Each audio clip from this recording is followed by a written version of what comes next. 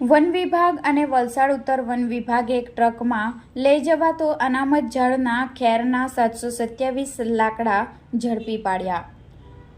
ખાસ બાતમીના આધારે વલસાડ ઉત્તરના નાયબ વન સંરક્ષક લોકેશ ભારદ્વાજ સાહેબ દ્વારા અનામત વૃક્ષ ખેરનું લાકડું ગેરકાયદેસર રીતે લવાતા વાહનને અટકાવવા માટે વલસાડ ઉત્તર વન વિભાગ અને દક્ષિણ વન વિભાગની અલગ અલગ ટીમોનું ગઠન કરવામાં આવ્યું।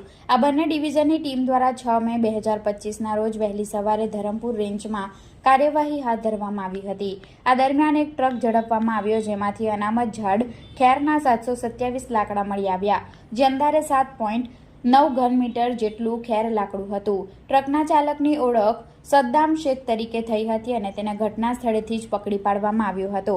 પ્રાથમિક તપાસ અને ડ્રાઈવરના નિવેદનના આધારે બીજા આરોપી પપ્પુ ઉર્ફે સુફિયાન શેખને તેના રહેઠાણથી ધરપકડ કરવામાં આવી।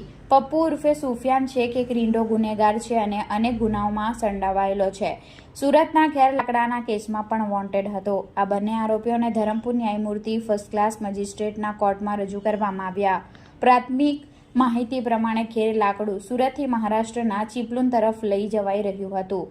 જીએસટીની ચોરી કરવા માટે ઇમારતી લાકડાને ઈંધણ લાકડું તરીકે બતાવી પરિવહન કરવામાં આવી રહ્યું હતું। આ કામગીરીમાં કુલ અંદાજિત 11 લાખનો મુદ્દામાલ જપ્ત કરવામાં આવ્યો છે।